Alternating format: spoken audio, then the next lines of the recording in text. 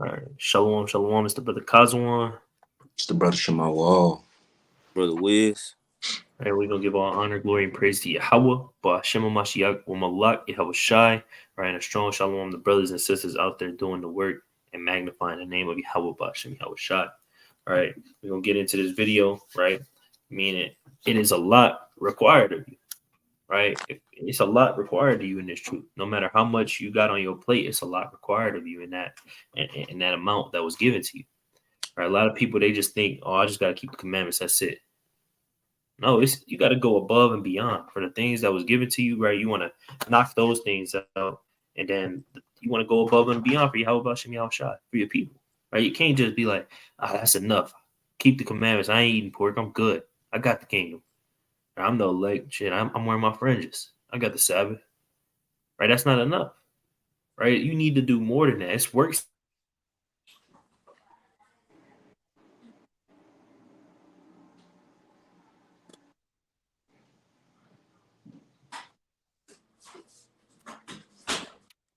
Right.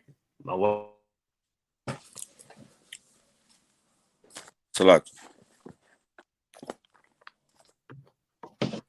Man, hold on.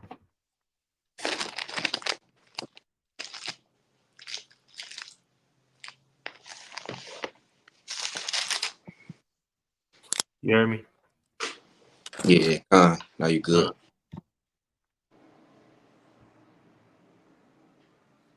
Do it now.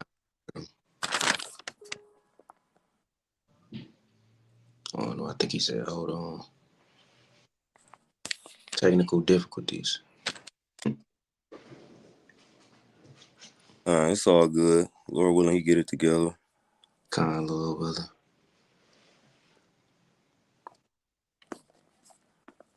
Little brother. Okay, I'm trying to see. This precept he dropped. Did he read Luke 12 yet? I don't think so. He was choppy, but I don't believe he did though. I'm gonna try to jump right into that until the brother get back home. We gotta keep the word going, man. All right. So today, this is what we going into. It's Luke chapter 12 and verse number 47. And that servant which knew his Lord's will and prepared not himself, neither did according to his will, shall be beaten with many stripes. But he that knew not and did commit things worthy of stripes shall be beaten with few stripes. For unto whomsoever much is given, of him shall much be required. And to whom men have committed much, of him they will ask the more. Right? So, that's what we're going into, right? I mean, the brother back, he can break it down, but this is the main topic of the call tonight. It's Luke chapter 12 and verse 47 through 48. But brother Cosmo. Right. It says, right, I'm gonna read it over again because I ain't really hear you. All right, it's verse 47. It says, and that servant which knew his Lord's will and prepared not himself, neither did according to his will, shall be beaten with many stripes.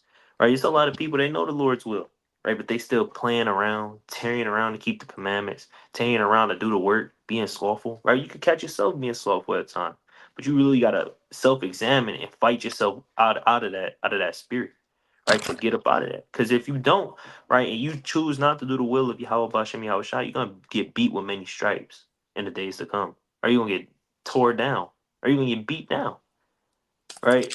According to the law. Right? It says, but he that knew not and did commit things worthy of stripes shall be beaten with few stripes. For unto whomsoever much is given, of him shall be much required, and to whom men have committed much, of him they will ask the more. Right? So if it was much given to you, right, it's gonna be much required of you. Right? You might have a family, right? You might be over a camp, right? You might have a specific office in a camp or in the truth period, right? And that was you gotta understand that was given to you by the Lord. If you might have a whole bunch of gifts that was given to you by the Lord, and you gotta magnify your office, right? You gotta do what you were called to do. All right, a lot of people they don't want to do that, right? They don't like to hear, "Oh, hey, you're required to do this. You're required to scribe this every single week. You're required to make this video every week. You're required to stop You're required to keep these commandments every day of your life, right? You're required to teach your family. You're required to do this, to do that, right? To provide for your family, right? You're required to do much, right? And that's what the Lord is expecting from you, right? Let's go to the book, right? Brothers want to chime in on that point, right? I got a precept afterwards, though. I got a precept. Um, this is Matthew chapter 23 and verse number 11. It says, "But he that is greatest among you shall be your servant." Verse 12, "And whosoever shall exalt himself shall be abased, and he that shall humble himself shall be exalted." And this is just going into what this truth is all about. Being the leader of a camp doesn't mean, you know what I'm saying, you move around like you Jay-Z.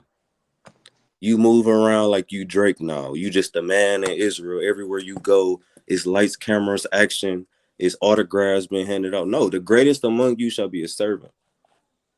You know, the leader of the camp, their main purpose is to serve the camp. They checking on brothers. Hey, I know you've been going through this in your marriage. How is that going? Oh, I know you've been kind of dealing with this spirit. You know what I'm saying? You've been trying to pray and fast to get it off you. How is that going? Right? Because in the world, they'll tell you, hey, the greatest, all they do is get served all day. However, in the truth, that's not how this goes. What did Yahweh Shah do? Or who the world calls Jesus Christ? Did he serve himself? All he did was go around healing people. He was a servant to the people. So how are we better than the Lord? As the because everybody who's on this video watching this, trying to come into the truth, whether you in the truth, you know what I'm saying? The brothers on this video who are in the truth, who are teachers of this word, we are servants to the people. That is what we are here to do. I don't get I could be doing anything right now. I could be at Sky Zone doing flips, dunking on the basketball court. I could be playing Call of Duty, playing Warzone. But however, I'm serving the people right now. Because that's what the Lord said the greatest among you shall do. But with that I yield. Con, I got a I thought I was on mute. Con, I got a precept as well. First Timothy 5:8, right? It says, but if any provide not for his own, Mm. especially for those of his own house, he had denied the faith and is worse than an infidel. So you're not providing for your household, because that's the word of the Lord. All right. I forgot what precept was that, because Yahweh Shah said himself, right? I didn't come here to be like ministered to. I come here to minister. Roughly paraphrasing, if I paraphrase that correctly. But we all servants to people. So like I said, we should be checking on brothers, paying for brothers. You got some people got families that don't even want to take care of their household. They just give it up. Talking about, nah, that ain't my real number. We went through it. That brother, no. You want flesh. That's your responsibility. And when it comes judgment day, hey, the Lord said you consider as an infidel, right? But I you with that, you got it. Con. All right. Yeah. And you could see this, you could witness this all in the scriptures with your fathers, right? It was a lot given to them. They had a lot of responsibilities and they took care of business, right? It was a lot required. Hey, they went above and beyond for the Most High God, right? So you got to be willing to put yourself in that same mindset, right? The first example we're going to go to is Paul, right? Paul, he magnified his office, right? Paul had a lot of things given to him, right? Hey, it was a lot of things required of him, and he took care of business. He did what he had to do, right? So you want to read these scriptures and be like, you know what, right? Whatever it is that I have in front of me, I'm gonna make sure I take care of it. I'm not gonna complain about it. I'm not gonna be slothful. I'm not gonna be murmuring about it. I'm not gonna do that, right? Because hey, the most I could take it from you and give it to somebody else, right? Anybody could have got the office that Paul had got, but Paul got it for a reason, and he took care of business with it. He stayed humble in the spirit. He was fervent in the spirit. And he was mighty in all his works. Right now, brothers want to chime in on this chapter that I'm about to go into. Right, I'm gonna read all the way to verse 11. Y'all can hop in there because I'm just gonna let brothers hop in. Just let me know. All right, this is Romans chapter 12, and we're going to start at verse number 1. It says, I beseech you, therefore, brethren, by the mercies of Yahweh, that ye present your bodies a living sacrifice, holy, acceptable unto God, which is your reasonable service. Right? So, You wanna right? Paul, right? He made his body a living sacrifice. He was teaching the church of Rome to make their body a living sacrifice unto the Most High God. Now it doesn't just mean, oh, be ready to die for the Lord. Like, that's what people expect it to mean, right? But this means to dedicate your life to the Most High God, right? Serve the Most High, right? And everything that He has given you, all the gifts, all the talents, right? All the responsibilities. You want to dedicate your life to that. You should take that, right? Sacrifice all the things that you want to do, right? All the damn personal pleasures you may want, right? And put it in your mind like, oh damn, that's the Most High putting these things in front of me so that I'm not idle, right? You should take it as a gift. You should take it as a blessing. Because there's a lot of men that's idle in the truth with nothing to do. They start falling to all these different diverse lusts and demons, and then they fall out the truth. They get bugged out, right? So you want to make your body a living sacrifice. It's a lot of people that's not willing to do that. They're not willing to put they personal time, right? That they have to do, right? They personal time, right, into this truth, into their people, right? They not willing to, right? They'll go out Friday and Saturday. That's it. But throughout the other week, they ain't even think about their people. They ain't teaching their family. They not teaching their people. They not really keeping no commandments. They not praying. Right? They not magnifying the damn gifts that was given to them. Right? They not even thinking about the Lord until it's Thursday. Till it's Thursday night, making sure that they not unclean for the Sabbath. Hmm. Right? That's all. Right? So you want to make Salakia. your body a living sacrifice, or you got a king. No, I just want to point. It's not sincere prayers. They may be throwing up prayers, but it's not sincere. They all carnal. You expect the Most High to listen to you. You just think like just because you pray, yeah, the Most High he gonna listen to this, brother. That's not always the case, right? That's the only point I got. But those prayers is not sincere whatsoever. Uh, Con, con. Yeah, it could be like that sometimes. And if you catch that on you, you gotta be able to rebuke it. You gotta be like, you know what? I gotta pray unto the Lord tonight. I gotta, ask for mercy and go harder, for my people. Right? I gotta pray for my brothers. Right? I gotta pray for my sisters. I gotta do what I gotta do. Right? But we gonna read on. It says, acceptable unto God, which is your reasonable service. Now he said this is your reasonable service. I mean, this is basically the least you could do, right? This is this. Hey, come, like putting your life on the line, like putting your personal time and your pleasures and the things you might be a single brother in this truth, and you might want to go on a date with a sister Thursday night. But brother's like, hey, bro, we got an overtime camp. We gotta go. Hey, we gotta go do this charity event. Come out with us, right? Oh, damn, somebody asking for some help on the scriptures. Hey, you can help us go. You can help us do this quiz real quick. All right, you could break this down for me, Ak. Right? You can make this post or you can scribe this for me. Right? You got to be able to be willing to do that. Right? Even though you might not feel like it, it's got to be something that you're willing to do. Right? Because the Lord was doing that. Paul was doing that. David was doing. A king does that. Right? He's a servant unto the people. That's what a king is. Like the brother was going into. Right? But we're gonna go down to verse 2, right? Remember, brothers got points, just hop in there. Or if you got Hmm. precepts, hop in there. Right? It says, and be not conformed to this world, but be transformed by the renewing of your mind, that you may prove what is that good and acceptable and perfect will of God. Right? And that's how you're not conformed unto the world. Right? When you make your body a living sacrifice for the Most High God, when you put your personal time and you doing everything that's in front of you is required, right? Everything that the Most High God put in front of you, you handle that business, right? That's how you not conform to this world no more. Right? Somebody that's conformed to the world, they still going out to the club Saturday night after they just left camp or after the Shabbat is over, right? And they going to kick it with their friends.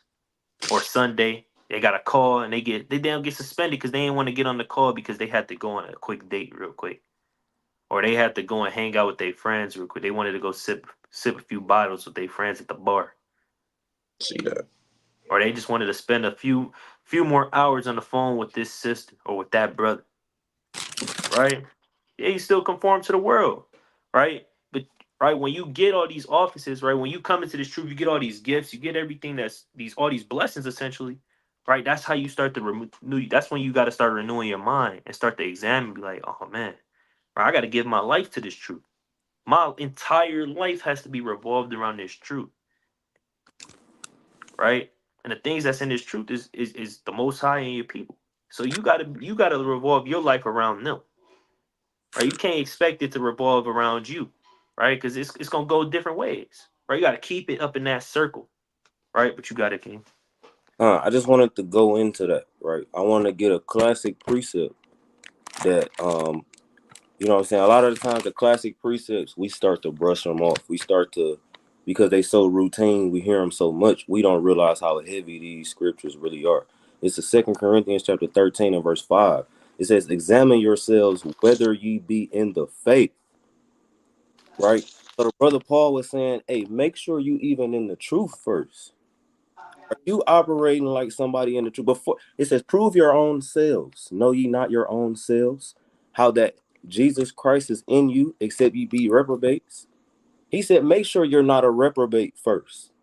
It starts with you. Hey, we was just at camp last week, and we was talking to a brother at the camp. He came up, he had a few questions, and you know what I'm saying. We was telling him like, hey, it starts with you, right? I believe who was that? Tupac had a term, each one teach one, something like that. Hey, it literally starts with all three of the brothers on this call. We got to make sure we right before we go out, before we come on this video and tell other people to get right. You know what I'm saying? Like, hypocrisy is a big thing. And a lot of times, hypocrisy can be accidental. You can accidentally tell somebody, hey, the Lord is against this, and you doing it, and you don't even know it. That's why Paul said, hey, examine yourself.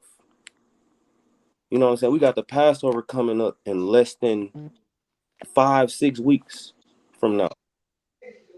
We got to make sure that we right for this Passover. We got to make sure that we are in the faith, right? Because then Yahweh shall say, hey, many shall come to me and say, hey, we cast out devils in thy name. That's talking about people in the truth.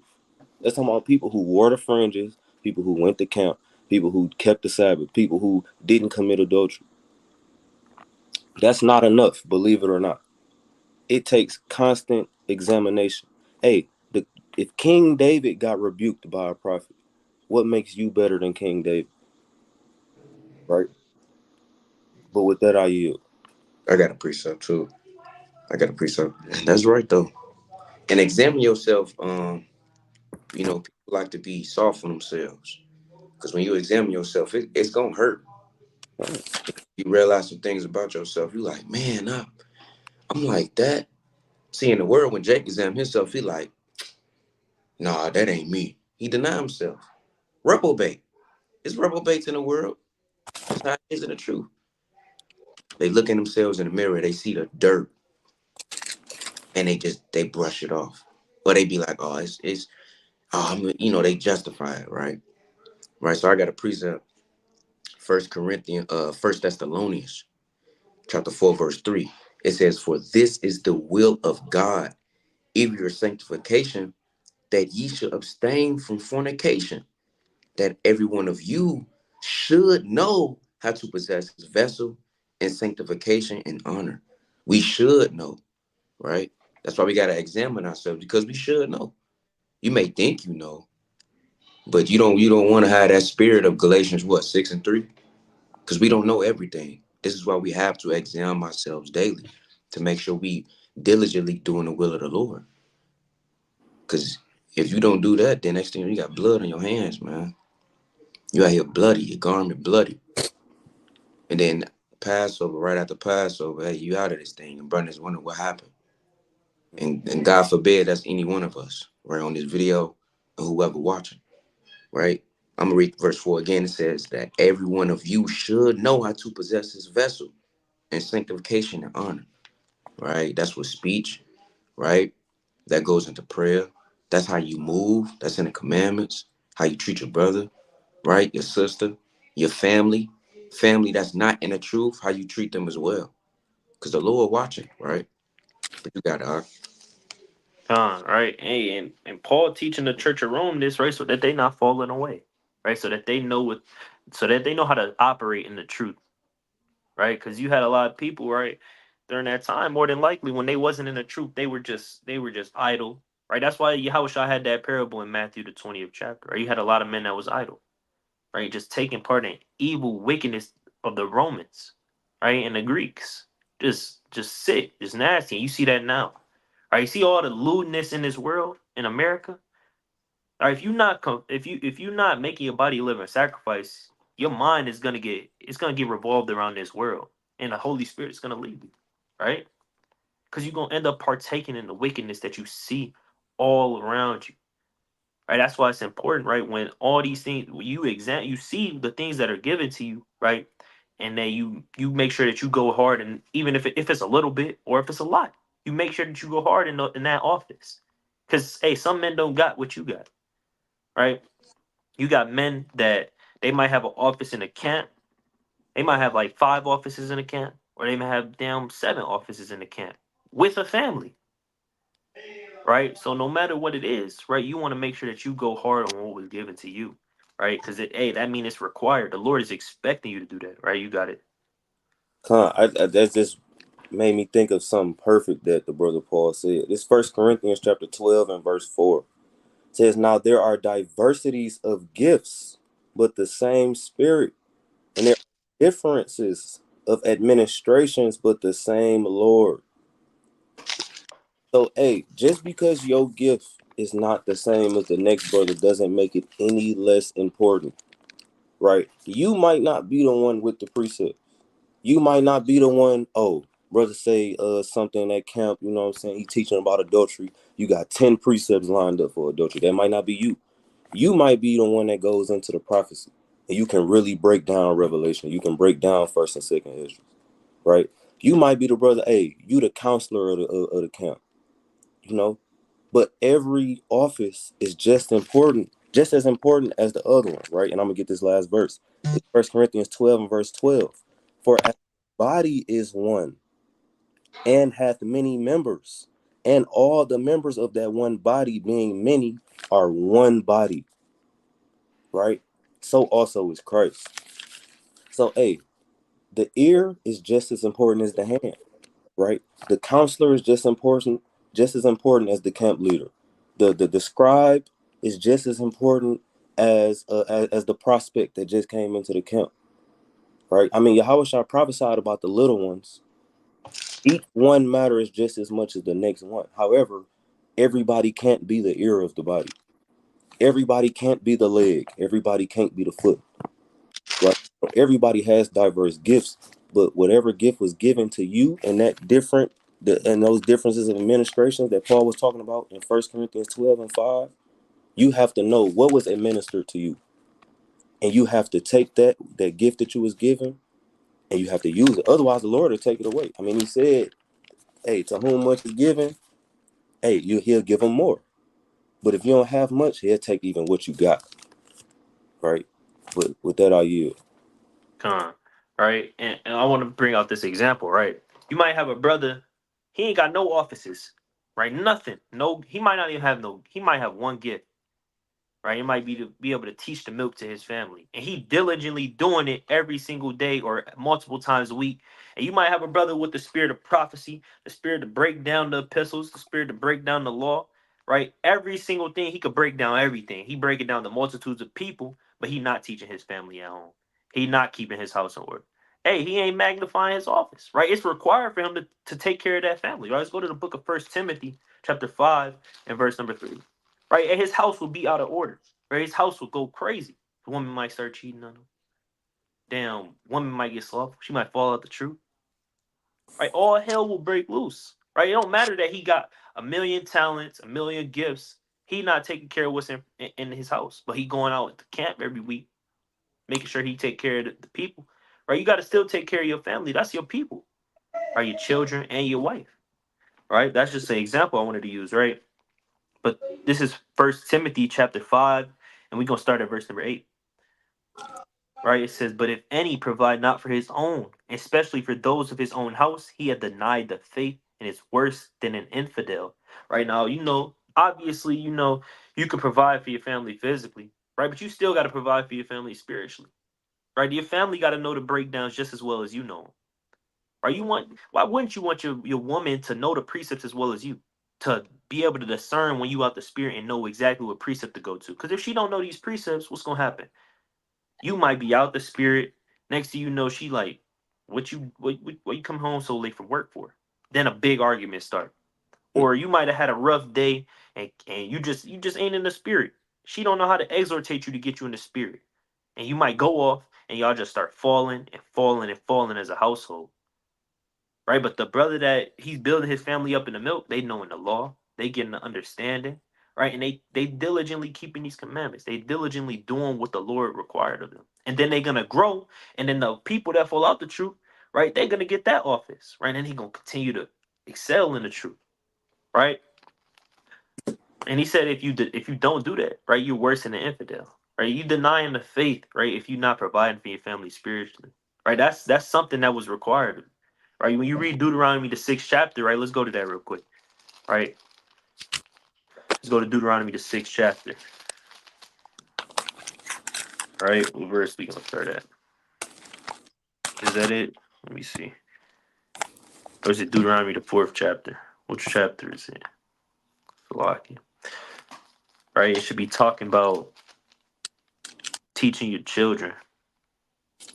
Deuteronomy 6 What verse it start at? Salaki. starts. I found it. Huh. Right. This is Deuteronomy, Salakia, right? This is Deuteronomy 6 and verse number 4. All right, it says, Hear, O Israel, the Lord our God is one Lord, and thou shalt love the Lord thy God with all thine heart, and with all thy soul, and with all thy might. And these words which I command thee this day shall be in thine heart, and thou shalt teach them diligently unto thy children, and shalt talk of them when thou sittest in thine house, and when thou walkest by the way, and when thou liest down, and when thou risest up. And thou shalt bind them for a sign upon thine hand, and they shall be as frontlets between thy eyes. Right? So spiritually, right? Spiritually, it being on your hand, meaning you're gonna do the work. Right? You're gonna teach them to do the work. Right? And if it's on your frontlets between your eyes, it's in your mind. Right? That's all you're thinking about is the truth. Right? But you want to diligently teach them, right, this truth. Right? Your family, your wife, your children, right? And then go take care of, the people that's around you. Right? Because I'm pretty sure Peter, right? Right, hey, his family probably wasn't out of order. I'm pretty sure if Paul had a family, if that would have been his office, right? If he would have had a family, I'm pretty sure they wouldn't have been out of order, right? You got it out. I just got a quick precept to support what you're saying. It's Sirach chapter 37 and verse 19. It says, There is one that is wise and teaches many, and yet is unprofitable to himself. Right? So, I mean, you got people who, hey, they know the precepts. They know all the breakdowns. They know the Revelation 6. They can break down Revelation 12. However, hey, your woman don't even know Deuteronomy 28. She never even heard of the curses at home. Your kids at home, they can't name not one of the fruits of the spirit. Right? But you go to camp every week, you know what I'm saying, teaching a bunch of strangers, people you don't know, and you're not even taking care of your own household, right? And First Timothy 5 literally said you're worse than an infidel if you don't do that.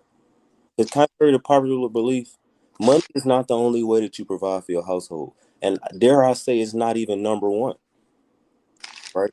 Because what riches profited not in the day of wrath. Can you get Proverbs chapter 16 and verse 4 for me? Uh, Whoever can get it right quick. And then I yield after this.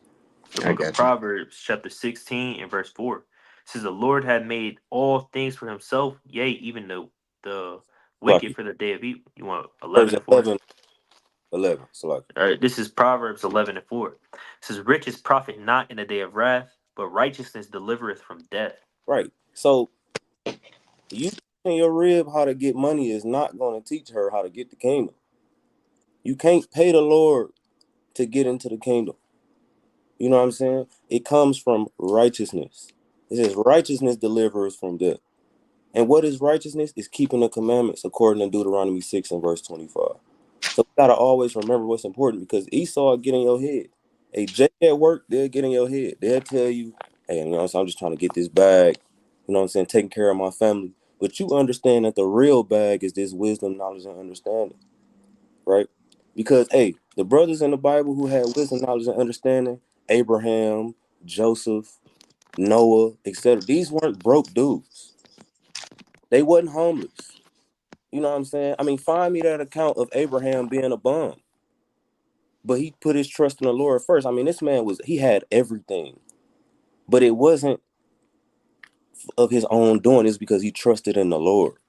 All right, but with that, I yield. I No, got a you precept. con.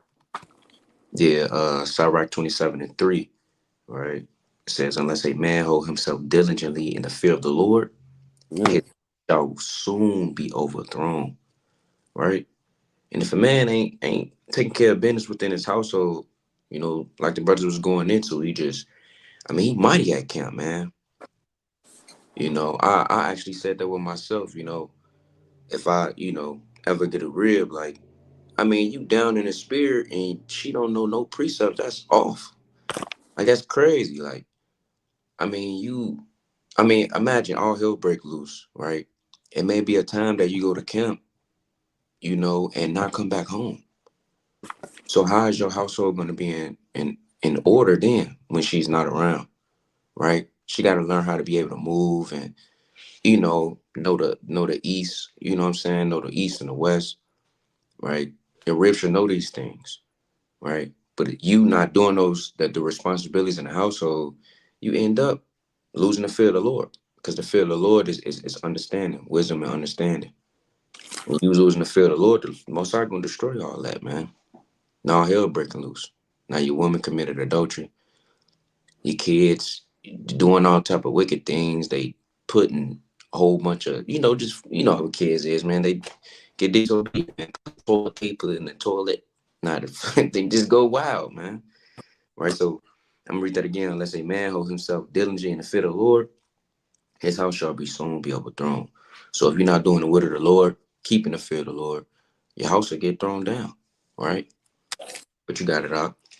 Con. We're gonna go back to Romans chapter 12 real quick and verse number 3. Right, almighty points, man. Right, it says, "For I say, through the grace given unto me, to every man that is among you, not to think of himself more highly than he ought to think, but to think soberly, as Yahweh has dealt to every man the measure of faith. For as we have many members in one body, and all members have not the same office." Right, just going into what the brother Wiz brought out in 1 Corinthians 12. Right, not everybody is gonna have the same office, same gift, right? Same, but we all have the same spirit. That's the spirit of the Lord, right?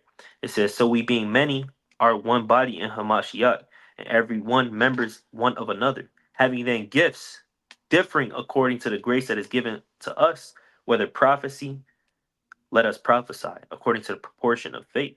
Right? So you might have the gift to prophesy, is what Paul is going into, right? But you might not have the gift to give counsel, right? You might not have that, right? But you got that gift to prophesy, which is what he going into. Or ministry. Let us wait on our ministering, or he that teacheth on teaching, right? So ministry, being a servant, right? Being a servant, being a teacher, right? Teaching your people, right? That's gift, right? These are all different gifts that the Lord may give somebody, right? And he might put you over a whole bunch of people, right? To handle these things, right? And he's expecting you to execute. Right? The Lord, He's a God of execution. Right? I forgot where that's at. It's in Jeremiah, right? But right, you wanna make sure that you execute in the things that you give. Right? It says, "Or he that exhortateth on exhortation, he that giveth, let him do it with simplicity, he that ruleth with diligence, he that showeth mercy with cheerfulness." Right? So he just going into all the things that when you have these different gifts and you have these different offices, s- dedicate yourself to the Most High God, right? Dedicate your life to Yahweh Bashim Yahweh Shai, right? No matter how tired you're gonna get tired, and that's why you got brothers to help pick you back up. That's why you may have a wife to keep you going through the spirit, right? To keep you fighting, to keep that zeal and that fire going, so that when you get back on fire, that you know how to maintain it the next time, so that it's just consistent and it's not just highs and lows every single time. You don't want to have super high zeal one week, then the next week you down this low, right? But it says, right, verse 9, it says, "Let love be without dissimulation, abhor that which is evil, cleave to that which is good. Be kindly affectioned one to another with brotherly love and honor, preferring one another. Not slothful in business, fervent in spirit, serving the Lord." Right? So Paul, right, he said, "Hey, don't be slothful in business." Right? Who knows? Paul's office was to speak to the Gentiles. You can't pull the account where he was slothful. Right? He was boasting on people. Right? He was going hard all the time, right? Through all the tribulation. Right? He wasn't slothful in business. Right? He said, fervent in spirit, serving Yahweh Bashim Yahushai. He was consistently serving Yahweh Bashim Yahushai. Right? Because, hey, that's what was required of him. Right? Paul used to be a Pharisee. Right? He was in the world. He was killing people. Right? He said he was the chief of sinners. Right? Let's go to that real quick. Let's go to the book of First Timothy chapter 1 and verse number 15. Right? It says, this is a faithful. I'm going to start at verse number. Let's start at verse 12. It says, I thank Hamashiach Yahushai, our Lord, who hath enabled me, for that he counted me faithful, putting me into the ministry. Right? So he's reverencing Yahweh Bashem Yahushai. Right? He said, he basically saying, the water Lord for putting me in this ministry, bringing me into this truth. Right? Giving me the office that you gave me, giving me the understanding that you gave me. Right? Paul knows the mysteries. He understands prophecy. He understands the law. Right? And he got the whole package. Right? It says, who was before a blasphemer and a persecutor and injurious, but I obtained mercy because I did it ignorantly in unbelief. Right? So Paul was a Pharisee that was persecuting the church. He was blaspheming men, blaspheming the word of God. Right? Hey, but he ended up attaining mercy. Right? He got one of the mightiest offices that any man could get. Not every man was over the Gentiles, so that wasn't required of them. Right? Even Yahushua, he didn't really teach the Gentiles, right? He taught them, right? He was breaking stuff down, right? When people was coming in these big multitudes, right? But he didn't go out and abroad like how Paul was doing, right? Paul went to all these different churches, right? Peter didn't even do that, right? It's a lot of men that didn't do that, right? But that was his office, right? It was required of him, right? And he gonna get a big reward for that. Paul is the elect, right? So you want to remember that when you doing the work, right? And all you got to do is probably go out to down Brady Street in Milwaukee, go out to Michigan Ave in Chicago, down go out down wherever it is in your city, right? You might not have to travel to these different churches like Paul did, right? That's not your office, right? So with whatever office it is that you got, magnify it. Go 10 times as hard as you can, right? Verse 14, it says, and the grace of our Lord was exceeding abundant with faith and love, which is in Hamashiach Yahushai. This is a faithful saying and worthy of all acceptation that Hamashiach Yahushai came into the world to save sinners, of whom I am chief. Right? So he said the Lord came in to save all sinners. And he said, I'm the chief of those sinners. All right, that's a humble saying, right? You got to remember, right, down how wicked you was in the world. Don't let, right, because when you were going into verse 3, right, he said, right, in 12 and 3, he said not to think of himself more highly than he ought to think. Right? When you come into this truth, you get all these gifts, you get all these mighty works, and you executing in your office, right? You don't want to forget where you came from. You don't want to forget how wicked you were. You might have been an adulterer, a murderer, damn, hateful. You might have been a homosexual, right? Right? But you don't want to forget that you was probably one of those wicked sinners that the Lord had to bring out. He gave you mercy, and now you got these offices. So you want to stay humble and understand He could take that from you and give it to somebody else at any moment, just like He did with Saul and David, right? Come on. Just like He did with Judas Iscariot and what is his name, Matthias. Let's go to that. Right? Let's go to Acts chapter 1. Right? Acts chapter 1, and we're gonna start at verse number 15. Right? People don't talk about this all the time. Right? We always talk about how David replaced Saul, but we don't talk about how Matthias, right, replaced Judas Iscariot for his evil and his wickedness, for betraying the Lord and killing himself, instead of repenting and going 10 times harder for Yahweh Bashem Yahushai after he betrayed him. Right? This is Acts chapter 1, and we're going to start at verse 15. Right? It says, and in those days, Peter stood up in the midst of the disciples and said, the number of names together were about 120. Men and brethren, this scripture must needs have been fulfilled, which the Holy Ghost by the mouth of David spake before concerning Judas, which was the guide to them that took Yahushai. Right? That's plain. Right? It says, for he was numbered with us and had obtained part of the ministry. Right? So Judas Iscariot, he had the spirit at the time. Right? He had the understanding, or he had the breakdowns. He knew what was going on. Right? He was a part of this truth. He was a part of this ministry. Right? It says, now this man purchased a field with the reward of iniquity, and falling headlong, he burst asunder in the midst, and all his bowels gushed out. And it was known unto all the dwellers at Jerusalem, insomuch as that field is called in the proper tongue Ausel Dama, that is to say, the field of blood. For it is written in the book of Psalms, let his habitation be desolate, and let no man dwell therein, and his bisphoric let another take. Right? I believe that's going into Psalms 108, right? Let's go to it, right? Psalms chapter 108, right? Talking about let another man take his office. And that's exactly what Mattathias did. Because of his iniquity, because of Judas Iscariot's iniquity, another man took his office. Right? Let's go to this in Psalms chapter 108, right? Salakia. 109. 109, right? Yeah. Right. So David was even going into this, right? About, enemies against the anointed, right? Let's start at verse number, let's start at verse number 6. It says, set thou a wicked man over him, and let Satan stand at thy right hand. Stand at his right hand, right? It says, when he shall be judged, let him be condemned, and let his prayer become sin. Right? So it's talking about an evil man, right? Satan is standing at that evil, wicked man's right hand, right? He's controlling that man, right? Every move he makes, that's what he's doing. Right? You see that all the time in the truth. People fall out. Now Satan got full control over him. That's what happened with Judas. Right? It says, let his days be few, and let another take his office. Right? And that's exactly what happened. Another man took Judas Iscariot's office because he wasn't doing that which was required of him to endure into the end, right? To increase, right? But let's read verse 20 again. It says, for it is written in the book of Psalms, let his habitation be desolate, and let no man dwell therein, and his bispheric let another take.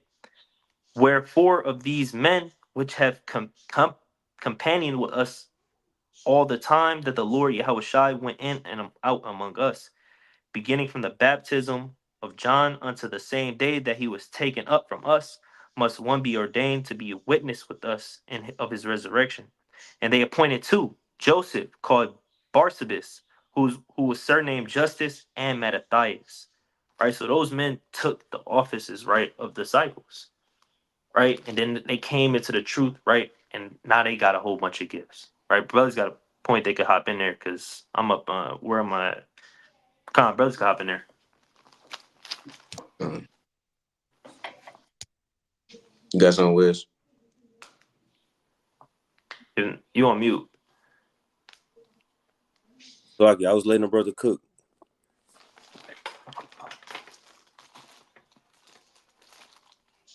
Yeah, you go ahead. Oh, y'all. Oh, come on. Yeah, All you right. cook. Got it. We can go to the book of Luke, chapter 19 and 11. Could a brother get that for me real quick? I'm looking for another precept too. I got the book of Luke, chapter 19 and verse number 11. And as they heard these things, he added and spake a parable, because he was That nigh was to our Jerusalem, precept. and because they thought that the kingdom of God should immediately appear. He said, therefore, a certain nobleman went into a far country to receive for himself a kingdom and to return. And he called his 10 servants and delivered them 10 pounds, and said unto them, occupy till I come. Right. So he told these servants, right, to occupy until he came, till he comes back. Right. They got all these different gifts, these different offices. He said, occupy till I come. Right. Don't neglect these offices and these gifts that's given to you. Right. Brothers hitting you up to them, do something, and you damn ignoring their phone call. Right. Hey, I had to catch myself doing that a few times. That's off. Right. That's off. Right. I had to catch myself doing that, and I had to call the brother right back. Right. That's off. Right. You want to occupy until you come until the Lord comes back. Right. Because if you neglect these gifts, if you neglect these offices, you're gonna slowly fall away. Right. Let's go to the book of Sirach, chapter 19, and verse number 1. All right, brothers got precepts. Hop in there. Come. Right, it's Sirach 19 and 1. It says, a laboring man that is given to drunkenness shall not be rich. He that contemneth small things shall fall by little and little. Right. So if you rejecting these offices that was given to you, these gifts that was given unto you, you're gonna fall away. It's no doubt about it. You're gonna fall from the truth. Are you gonna fall by little and little? It's gonna start off with one spirit because you was idle that one day instead of doing that video or reading those few chapters or teaching your rib or going over some precepts or praying or fasting, whatever it may have been that you should have been doing, because you decided to be idle and slothful, right? You're gonna start falling by that one demon. Then you're gonna fall again. You're gonna fall a third time. And then you're gonna fall down to another kind of demon. Then another demon. And then you just getting attacked by a million demons. Right? And then you fall out the truth. Right? But you got it. Fine. Like the brother was saying, hey, don't get spiritually dumped out here. You know what I'm saying? Like going down that dark alley at midnight, which is, oh, you know what I'm saying? Maybe I ain't really gotta read. You know what I'm saying? I could just play the game. I read tomorrow. Hey, I've been in the truth for a year and a half, 2 years now. It ain't gonna hurt me. You allowing your now you got one person they punching on you. Then, hey, you know what I'm saying? I ain't gotta really teach my red. You know what I'm saying? I think she got it the first time. You know what I'm saying? You ain't taught her in a year. Hey, that's the second man. Now he putting hands and feet on you. And then you just keep building it up over and over and over again, right? But I want to get this precept in Sirach chapter 26 and verse 28. It says, there be two things that grieve my heart, and the third maketh me angry, right? So these first two things, the first two things make the Lord grieved in his heart, right? It says, a man of war that suffereth poverty, and men of understanding that are not set by, right? So don't be a man of understanding. You know better. You know the purpose of wearing the fringes. You know that a man who don't take care of his house, he's worse than an infidel. Yet you don't move off of that knowledge. You just know a little bit. You know a couple precepts, but you don't apply them. That makes the Lord grieved in his heart, right? And grieved is a heavy word to use, but this third thing, hey, it pisses the Lord off completely. And just to cut straight to the point, the Lord is not somebody that you want to be angry, right? But I'm gonna finish reading. It says, and one that returneth from righteousness to sin, the Lord prepareth such an one for the sword. It says, if you return from righteousness to sin, the Lord prepares the sword for you. You know what I'm saying? I mean, just look at Saul, look at Judas. These are men who just dibbled and dabbled, just a little bit of not listening to the Most High, and they were cast off. They were done for. Like the brothers are talking about, hey, Judas got replaced. This is one of the 12. I mean, one of the only 12 men that got to walk with the Lord got replaced. How much more? I ain't never walked with Yahweh Shah. Not as far as I know. I never seen him before. Not in his life. Where he at? I thought he was on the right hand of the Most High. So who am I to not be replaced if I decide, you know what, I can break this one set. You know what I'm saying? Hey, you know what I'm saying? My 4-year-old, my 5-year-old, they just really want some Tyson Dino nuggets. I can throw this in the air fryer on the Sabbath. It's all good. And then the Lord overthrow me. Now my whole household is plagued. You know what I'm saying? Hey, King David, he didn't get to get away with the things that he did. Moses, he didn't get to get away with what he did. So how much more so? We got to really remember who our Father is. We are children. This is a parent-child relationship. If you came home with F's on your report cards, it was going to be bad for you. How much more so the Lord? He don't care about your grades in school. He care about your grades in life. You know what I'm saying? How well are you keeping my commandments? Don't get an F on keeping the commandments with the Lord. Because it said he going to prepare the sword for you. And the sword for the Lord is different. You know what I'm saying? Your parents, they might put the belt on you. They might tell you, brothers, remember you had to go outside in the backyard, get that switch. You know, hey, some brothers got hit with extension cords. Some brothers got shoes thrown at them. Hey, the Lord put people in slavery for not listening to him. The Lord have your children taken away from you for not listening to him. The Lord will take away your eyesight, take away your hearing, take away your ability to walk. Hey, if I'm not mistaken, he took away Zacharias' ability to speak until his son was born, just for not believing. It didn't say, he broke the Sabbath, he committed adultery, he was blaspheming the Holy Spirit. It didn't say that. All he did was just not believe. And the Lord got on him for that. He couldn't. Can you imagine not being able to speak for almost a year? He had a wife. How you gonna talk to your wife? How you gonna communicate? So we gotta really remember what's going on, who we really dealing with here. You know what I'm saying? I mean, this is a God who when Korah came up against Moses, he opened up the earth and closed it on them while they were still alive. He spit in Moses' sister face for talking behind his back, for being a slanderer. We have to really remember this: the Lord don't change. Just because we got grace now, you know what I'm saying? Yahushua died, and we get another chance to come back. Hey, if I recall in Hebrews chapter 10 and verse 26, can you get that for me right quick? Hebrews 10 and 26. Huh. This is another classic precept that brothers just, I think we hear it so much that it kind of gets watered down when it's still a verse in the Bible. It's the book of Hebrews, chapter 10 and verse 26. It Right. says, "For we sin willfully. After that we have received the knowledge of the truth. There remaineth no more sacrifice for sins." Right. And if you would continue on, it say it's just a fearful looking on for the judgment of God. You know the judgment coming. Hey, and brothers can attest to this. You know what I'm saying? Not to say that we sin willfully now, but we've done it before. And you just had to sit there like, man, the Lord finna get on me for that one. You know what I'm saying? Hey, I made that vow and I broke. I know the Lord finna get on me for that one, man. Like I was looking at that brother wife a little sideways. Man, I know the Lord finna get on me. The Lord did. Yahweh didn't die for you to look at another man's wife at the feast day. All right. Oh, she kind of knew in the truth. You know what I'm saying? Her skirt's still a little short. I'm gonna try to get my little. That's off, man.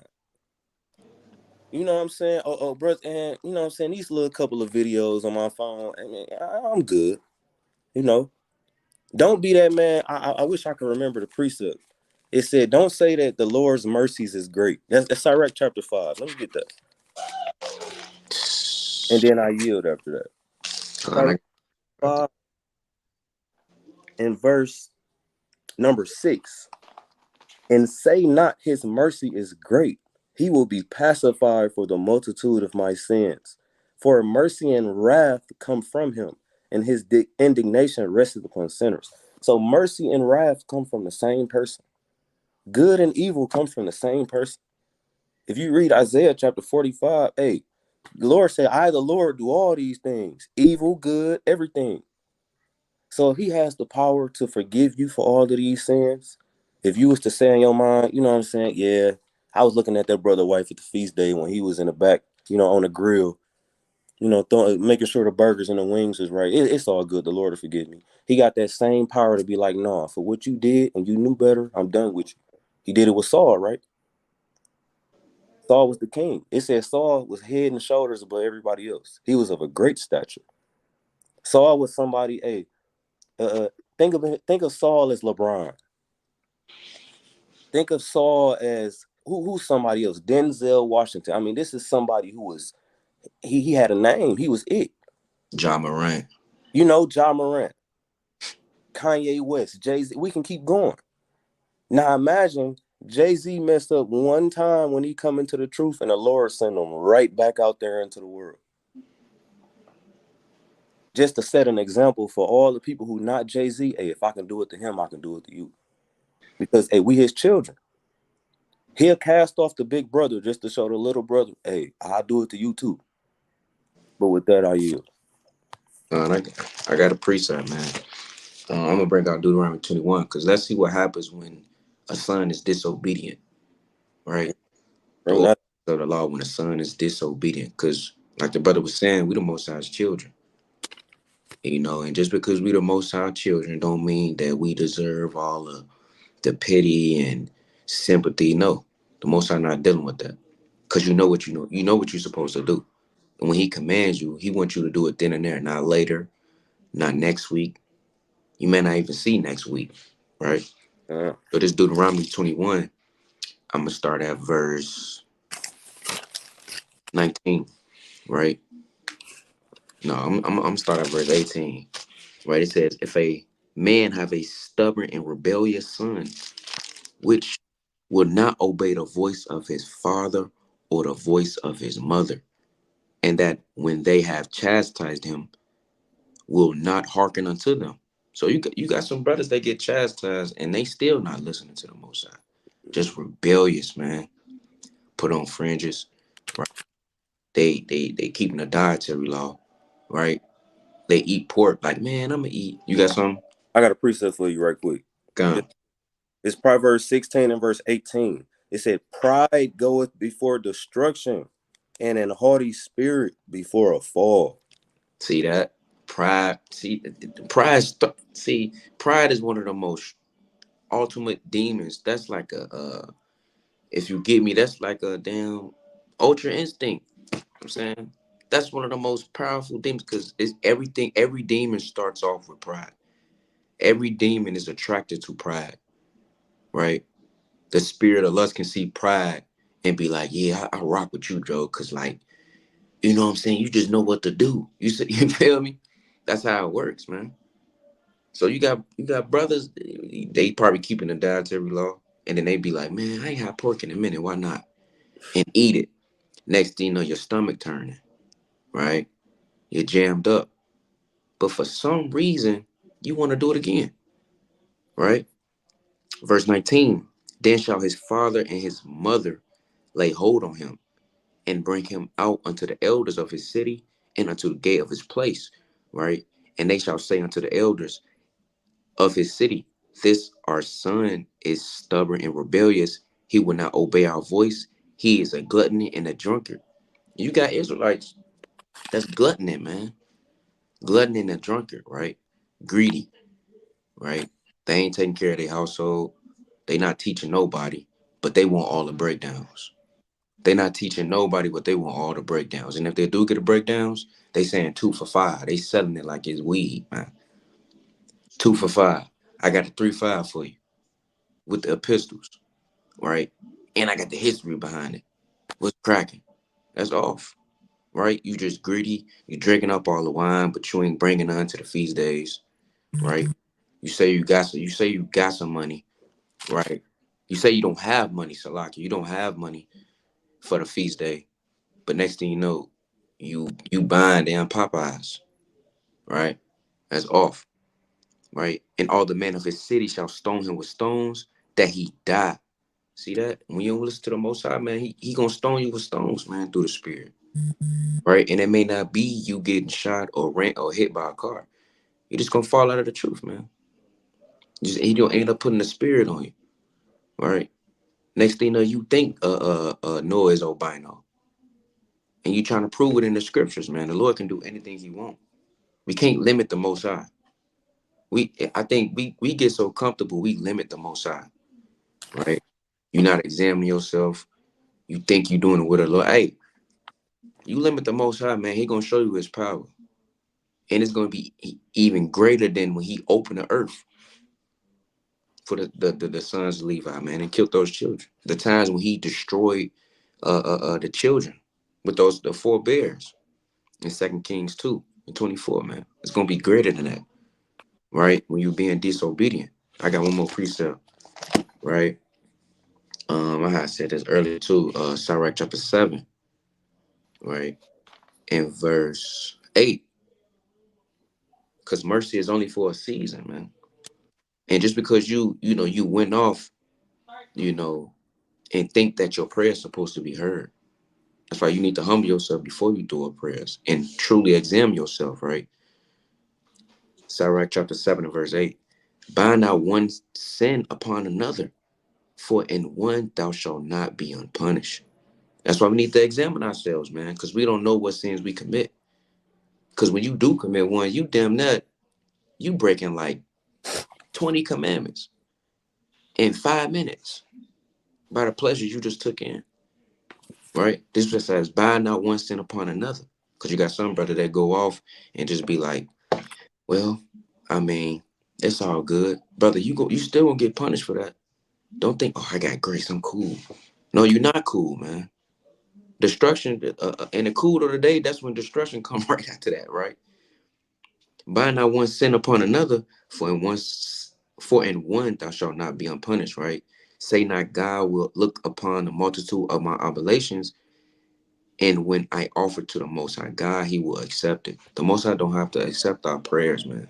We That's the precept I was looking for earlier. It's like, God, yeah, that hey, the Lord don't have to accept our prayers. But we drink water like iniquity, man.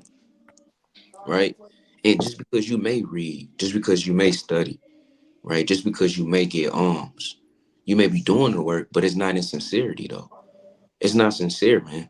You doing it just to be mighty over everybody. You do it to say, yeah, I gave alms last night. I just fed like 20 homeless people and I still got money in my pocket. That's off. The Lord not dealing with that, right? Verse 10, it says, be not faint hearted when thou makest thy prayer and neglect not to give alms. You got brothers neglecting alms, man, because they on their last. Bro, you had the widow give up her last, man.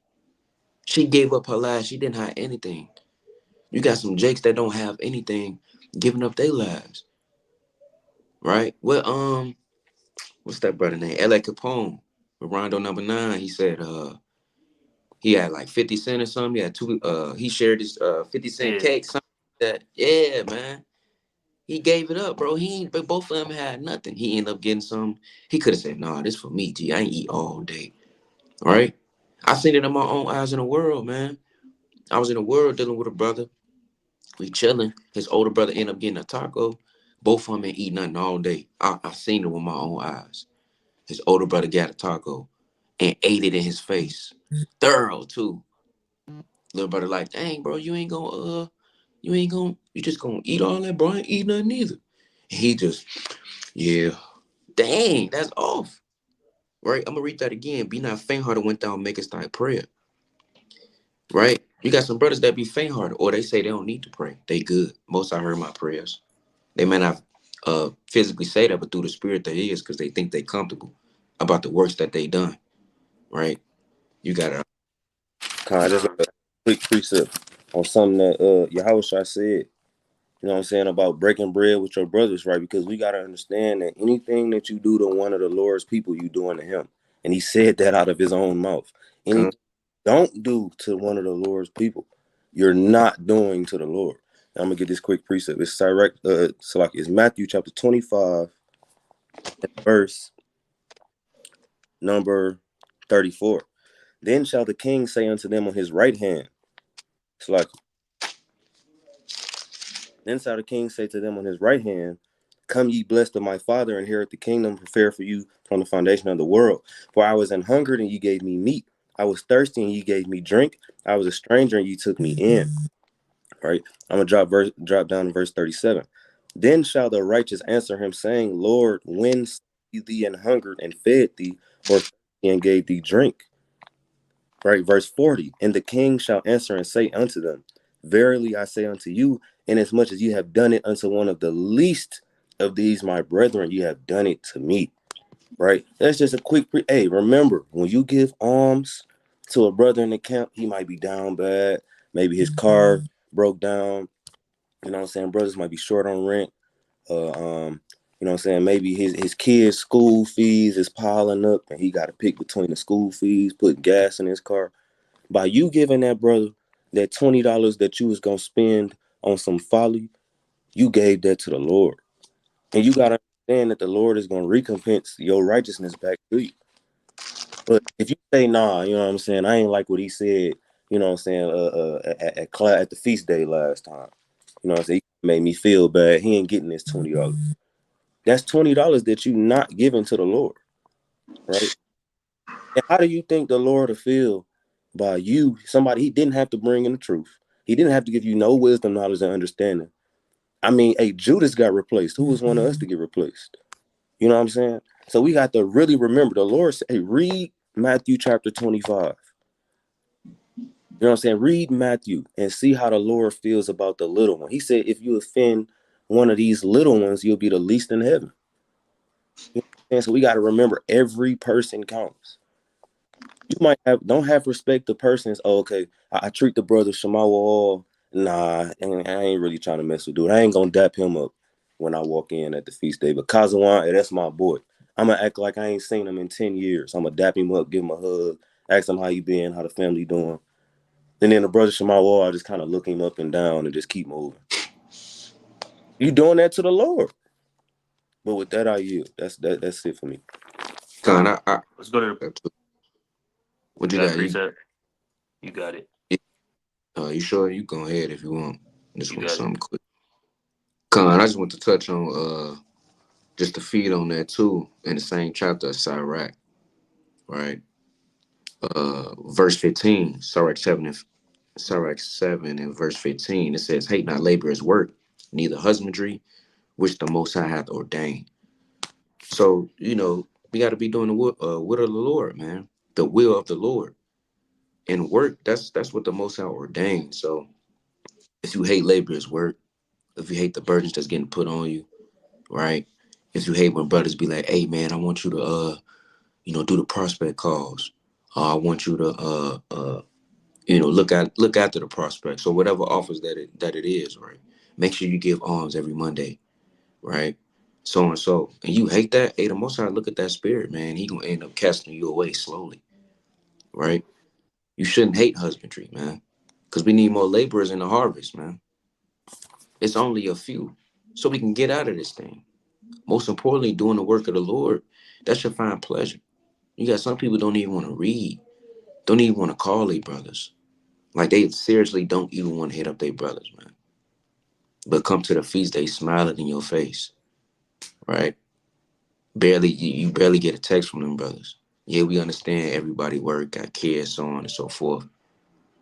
But you can have some time because Yahweh Shop, man, Yahweh Shop was all over the world, man.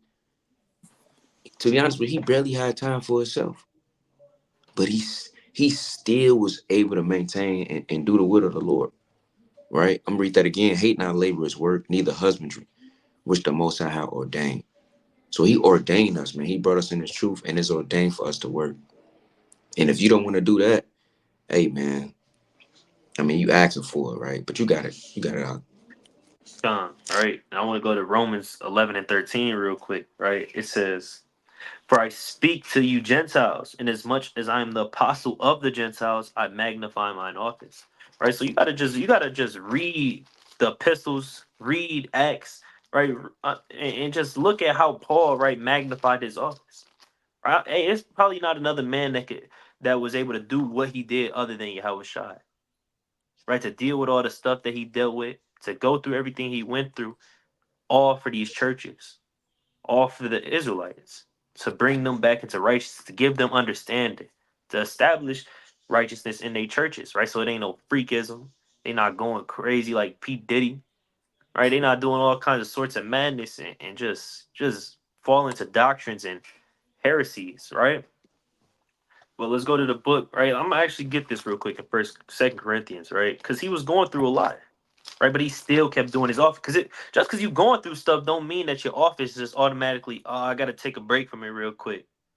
I gotta slow down on my office real quick, man. It's a lot going on, right? I can't do it, man. All right, let's go to the book of Second Corinthians, chapter 11. We're gonna start at verse number 23. Says, are they ministers of Hamashiach? I speak as a fool. I am more, and labors more abundant, and stripes above measure, and prisons more frequent, and deaths oft. Right. So, right, if you never read Second Corinthians the 11th chapter, right, Paul is about to go through all the different things that he went through, right, while laboring. Right, he's boasting about these things, right, letting them know, hey, I do this, right.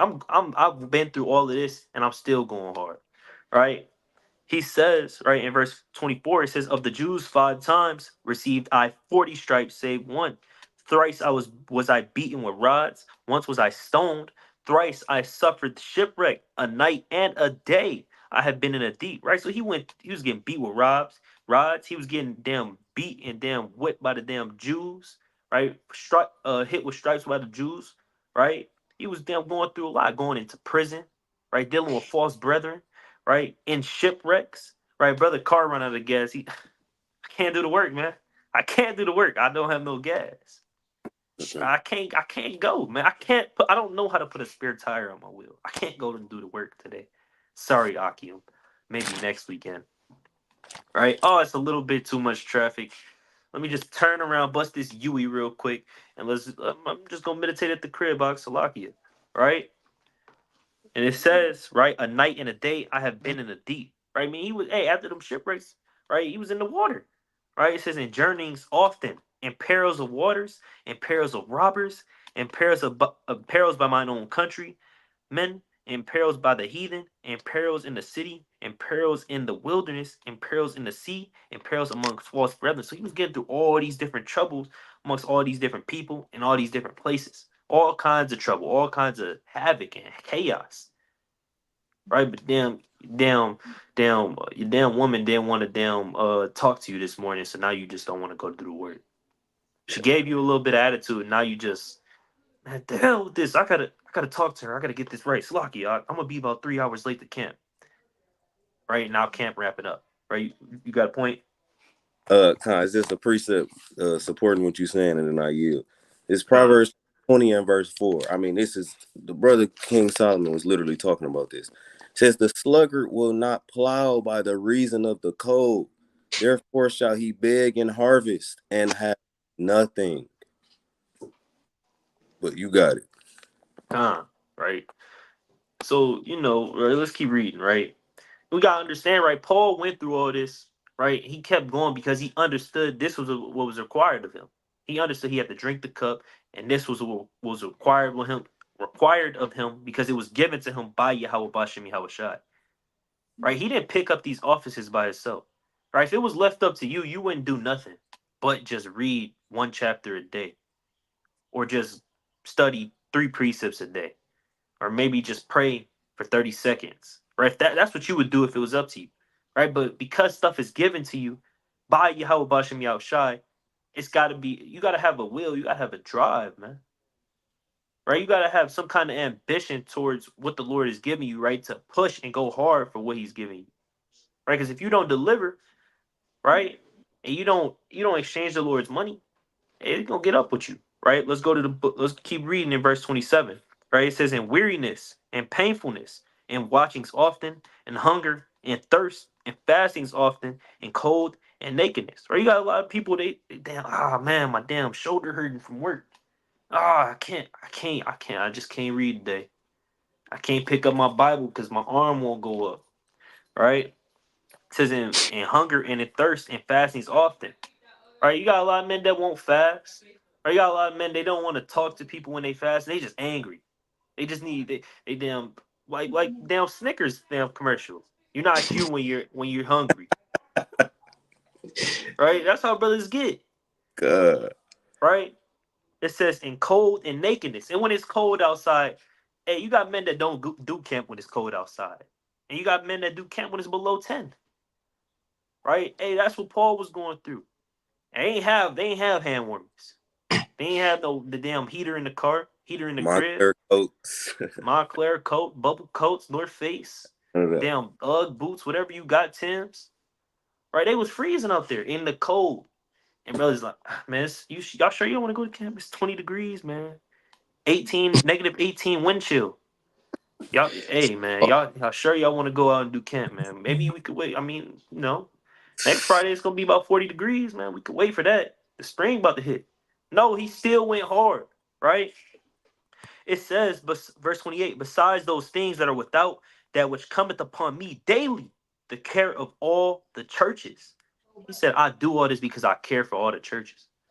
Right? He's magnifying his office. He understood that's what he had to do, right? He understood what was required because if he didn't do it, somebody else was gonna come in and be over the Gentiles. But he cared for the churches so much, he went through all this. He bared the mark of Yahweh Shai, right? He bared those burdens for his brethren, for the Most High God. Right, let's go to the book of Galatians, chapter 6, and verse number 17. I'm gonna grab a few more. I know we gotta wind down a little bit, right? Hey, point two, I just want to touch on that. I was trying to touch on that shipwreck. That's really a cut for a lot of brothers. Like, who definitely going to get into car crashes and stuff like that. Well, obviously, brothers know I was the one, I got in one.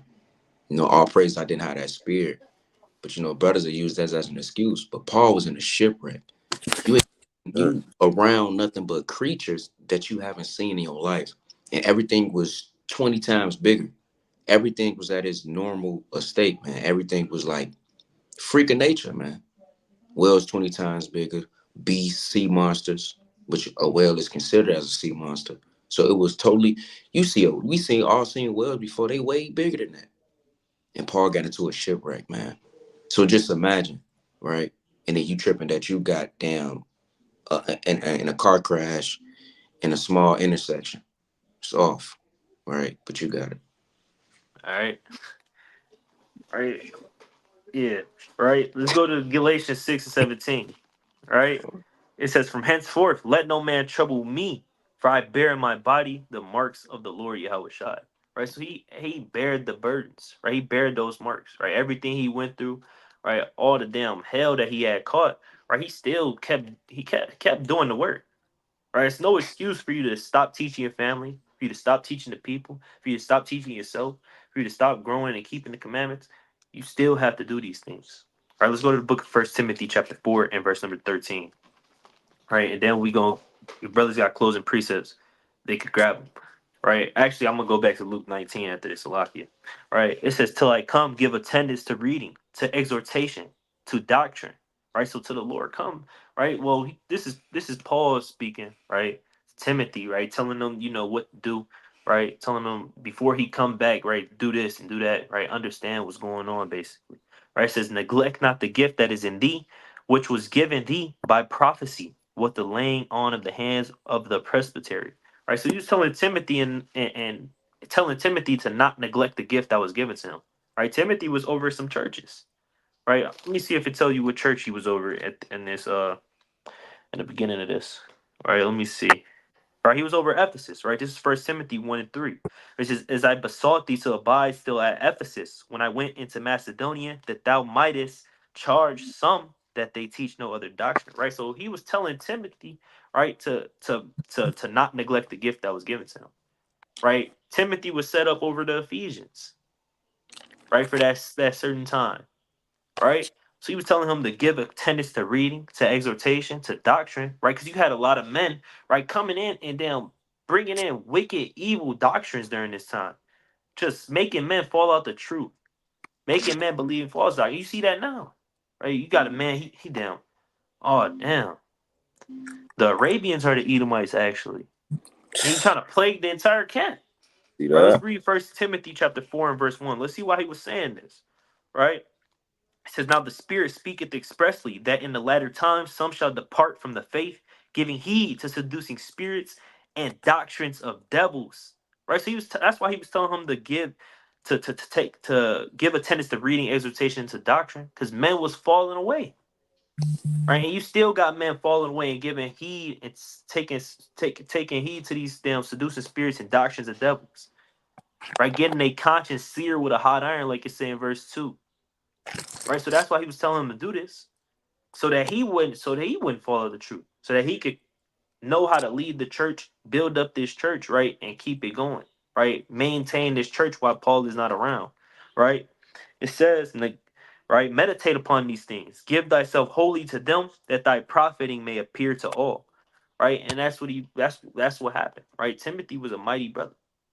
Right, you had brothers that was falling out. Right, when you read what is that, First Thessalonians, I believe, the fourth chapter, right? Might be wrong, right? But I think it's Second Timothy 4, Salakia. Right? You had men that was falling out and just going away, right? Just going back to the world, right? But he was telling them to meditate on these things and give himself wholly unto the truth. Give yourself wholly to the Spirit of the Lord, right? Give yourself wholly to the Most High God. Dedicate your life to Him. It's required of you.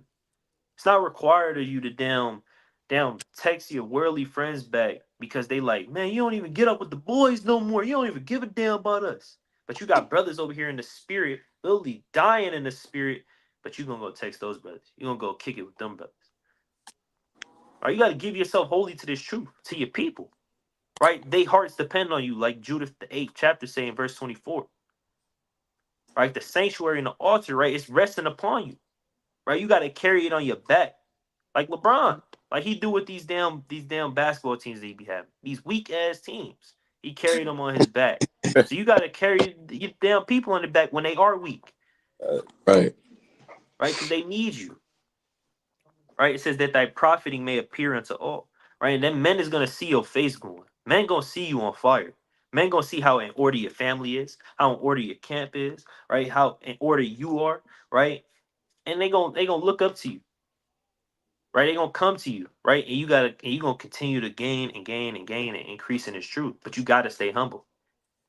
You gotta understand that the Lord can take it from you at any time, right? Understand that it's all mercy that you obtain in these things, right? It says, "Take heed unto thyself and unto doctrine. Continue in them, for in doing this thou shalt both save thyself and them that hear thee." And that's how you're gonna help brothers around you, sisters around you, your family, and yourself get saved from all these wicked spirits, and Lord willing, get into the chariots.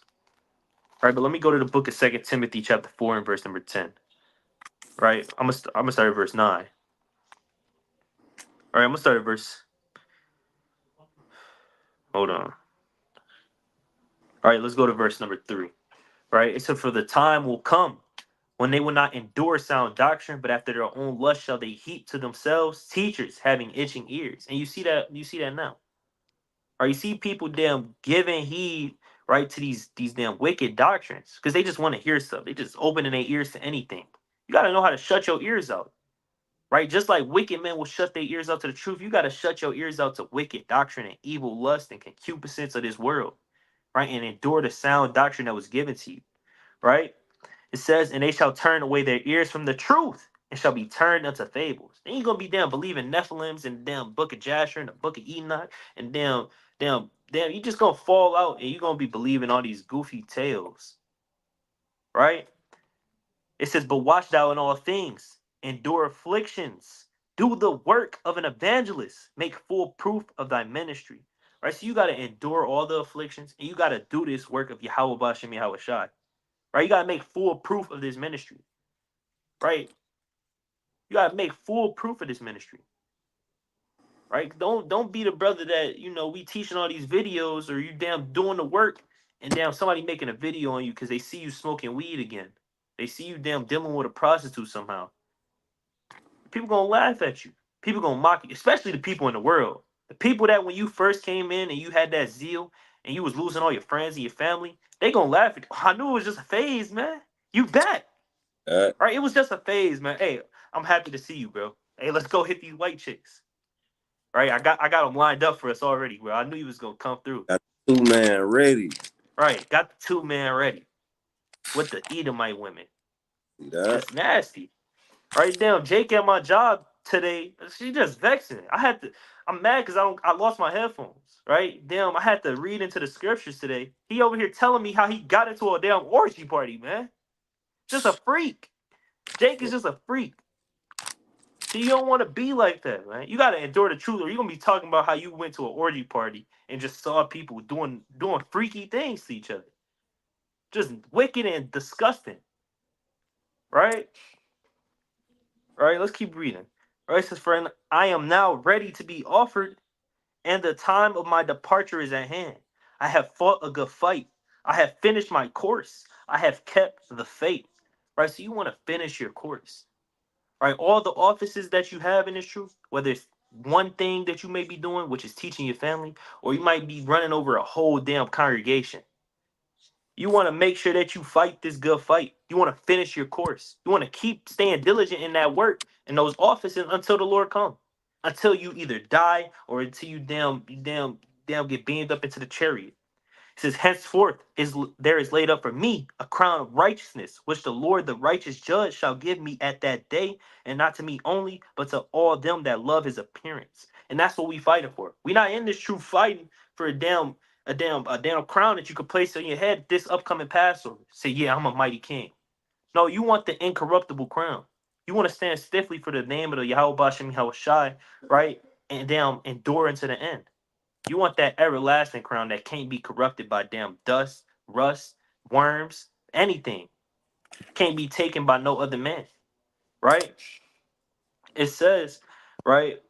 Do thy diligence to come shortly. Do thy diligence to come shortly unto me. He says, do thy diligence, right? If you want to come unto the Lord, if you want to be able to stand in front of the Lord and be able to get, where he say, or I'm roughly paraphrasing, right? He said, I don't even remember what he said, right? "Do good, my faithful servant," right? Brothers know what I'm talking about. Let's go to the book of Matthew, chapter 25, real quick. Salakia, That's all right? good. I think it's 25. This might be 21. Matthew, chapter 21. Ah, I just saw it. I just saw it the other day. To do good, my well and faithful servant. Damn. Right? But that y'all know what I'm talking about. Right? That's what y'all want. Y'all want to hear that in the here it go right here. Matthew 25 and 21. Right? It says, his Lord said unto him, right? We're gonna start at verse number 20, right? Because this is just all tying into everything we going into tonight, right?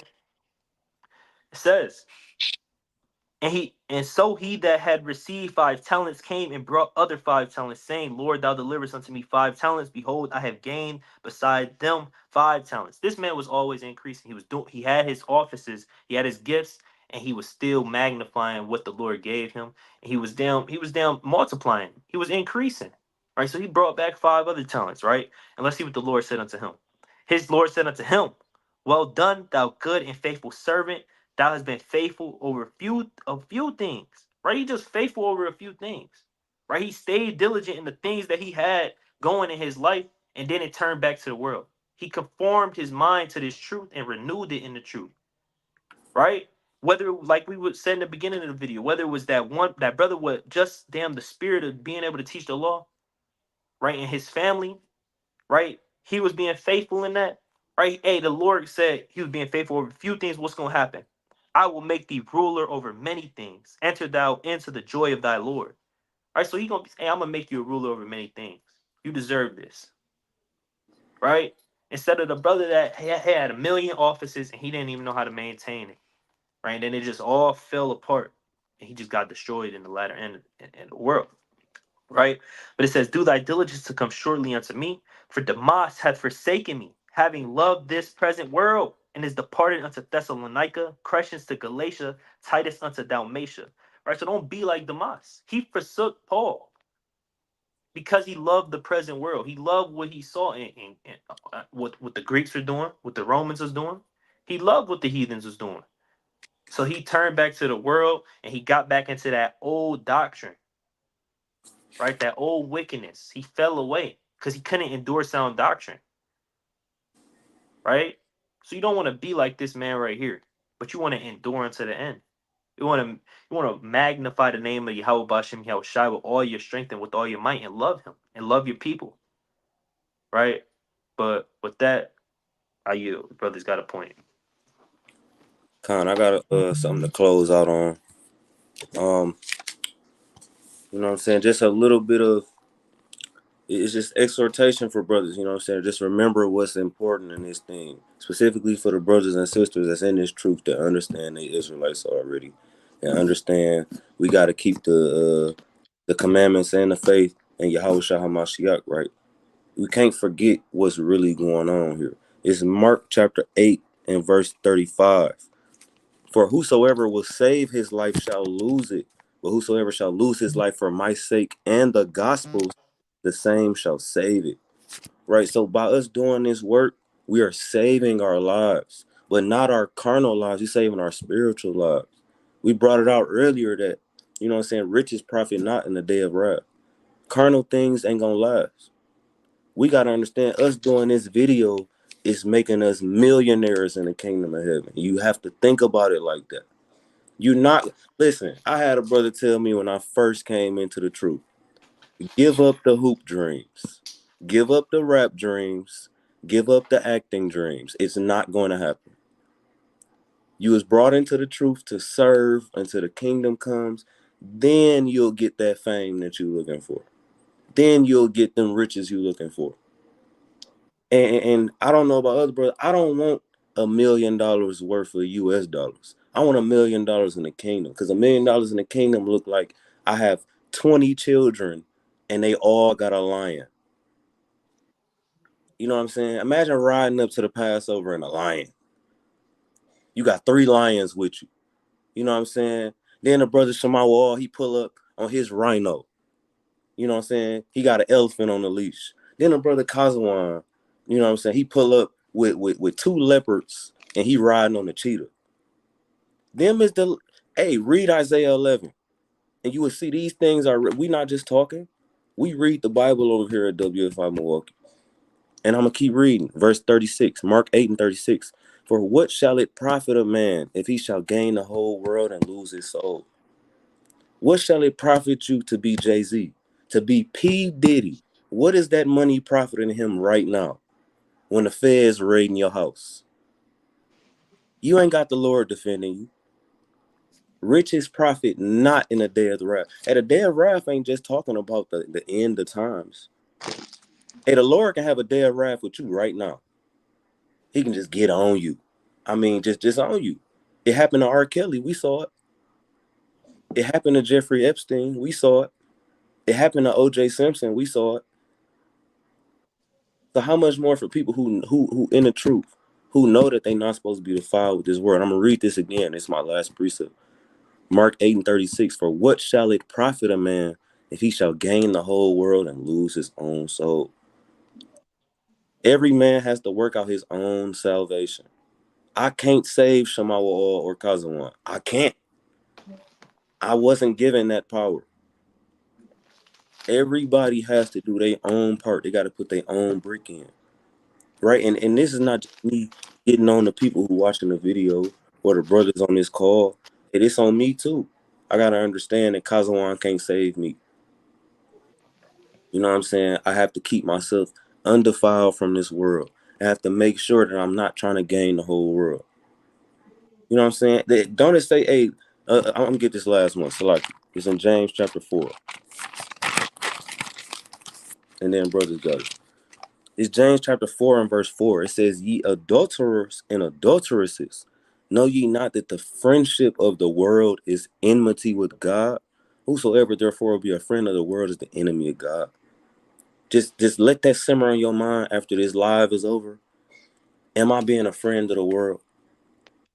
Am I engaging in too many corrupt conversations at the workplace? Am I allowing my rib to get away with certain sins because, hey, maybe she ain't that far in the truth as me?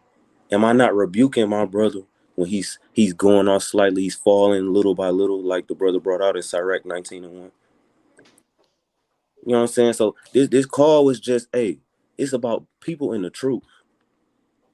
You will be beaten with many stripes if you know what you're supposed to do and you don't do it. Remember, I tell my rib this all the time. We the big brothers and big sisters of this. We trying to tell our people, hey, that street light finna come on. Pop's gonna bring out the biggest belt you ever seen if you don't make it back in the house before that street light come on. These three brothers on this call, we know that street light coming on. That's why we here right now. We at home right now. But don't be that brother who at home before the street light come on. You think, oh, 10 more minutes. I can go sneak over here. Because that's how brothers fall out the truth that quick. But with that, I yield. I got a quick precept. Galatians 2:20. Right, it says, I am crucified with Hamashiach. Nevertheless, I live. Yet not I, but Hamashiach liveth in me. And the life which I now live in the flesh, I live by the faith of the Son of God, who loved me and gave himself for me. So this life that we live is it's not ours, man. This is not our life. We literally hear that it's not about us. It's literally for Yahweh Bashem Yahweh. So the things that you do, you gotta ask yourself, will Yahweh Shah do that? Will King David do that? Right? The brother next to you, if he don't, he doing what he's supposed to do, will he do that?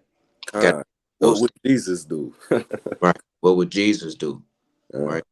Because if it wasn't for Yahweh Bashem Yahweh, we wouldn't be here. We wouldn't be home if the streets lights, you know what I'm saying, was out. You know what I'm saying? We'll still be caught out there, like Diddy. Right? We'll still be caught out there, man. So this just that's really about it. But this ain't our life, man. We really here to serve Yahweh Bashem Yahweh Shai and do the will of the Lord because our will clearly is no profit to it. Right? And with that I yield. Uh, I got one last precept, right? It's my favorite precept, right? Philippians chapter 3 and verse number 12. It says, not as though I had already attained, neither were already perfect, but I follow after that I may apprehend that for which also I am apprehended of Hamashiach Yahushua. Right? So you haven't obtained the kingdom, right? You have not got the kingdom. You're not perfect, right? You're not this super mighty brother that you think you are. Bro, you just a regular brother that is getting mercy every single day from Yahweh Bashem Yahweh Shai, and you gotta act like it. Because that's gonna keep you humble and it's gonna make you magnify your office. Because if you get boasted up and damn think you just something that you not, you're gonna slowly become slothful, right? And then you're gonna stop wanting to do this. You're gonna stop wanting to do that.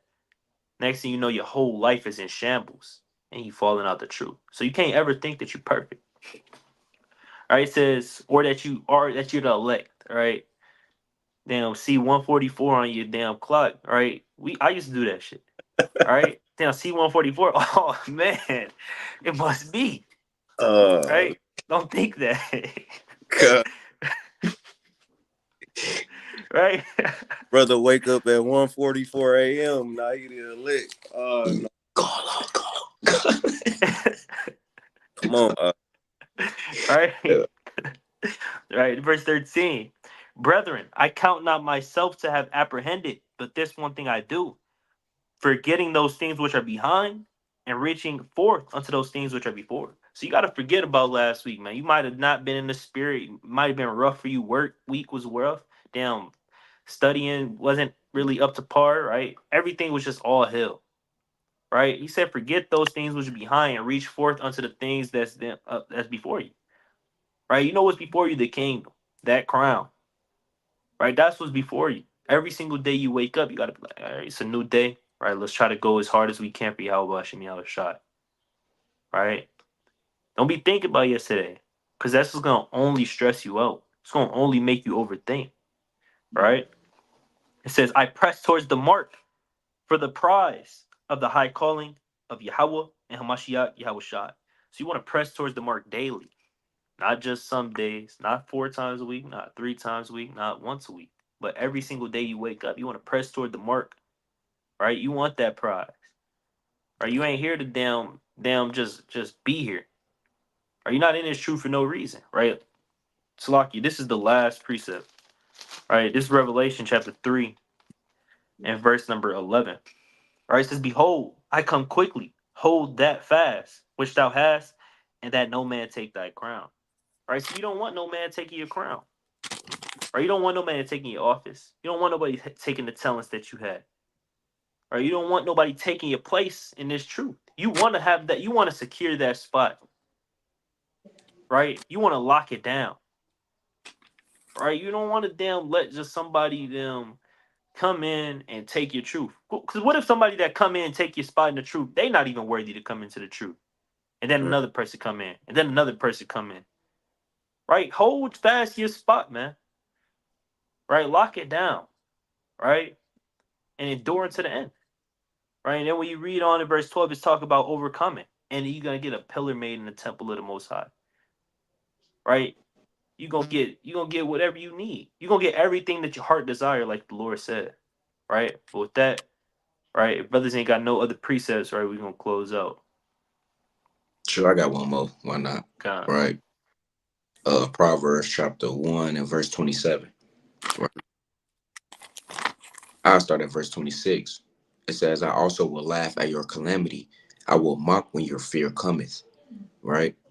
So you ain't being diligent, continue for that race. You just say forget it and go at night, right? When your fear cometh as desolation and your destruction cometh as a whirlwind, when distress and anguish cometh upon you, then shall they call upon me, but I will not answer. And we don't want to be in this position. We don't want to be in this position where you call on the name of the Lord and he don't want to hear you no more, Mm. right? You swallowed up, man. T.D. Jakes, man, you swallowed up. I'm pretty sure. Hey, I'm pretty sure Diddy called on the name of the Lord, man. I mean, he didn't say Yahweh Bashim Rashad, but hey, I guarantee he called on his name. Did the Most High hear him? No, not at all. He was scared, man. He flee out of the United States, thinking like he's safe. No, brother, the Lord finna get you, man. Finna get you. But we don't want to be in that position, right? Reading on, they shall seek me early, right?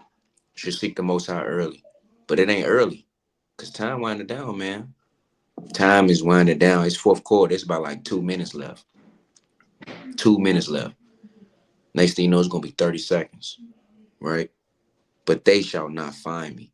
And then next thing we ain't gonna be outside no more. We ain't gonna be on Michigan by the bean.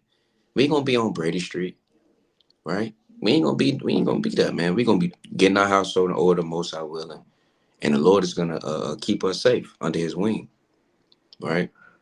So I yield with that. Gone. All right. With that, we're gonna give all honor, glory, and praise to Yahweh.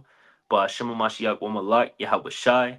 Lord willing, this was helpful to brothers and if sisters are in here as well. All right. All right. Shalom. Shalom.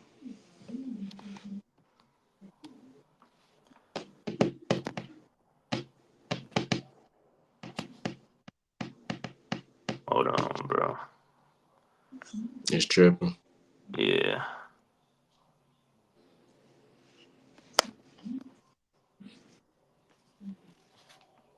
There we go.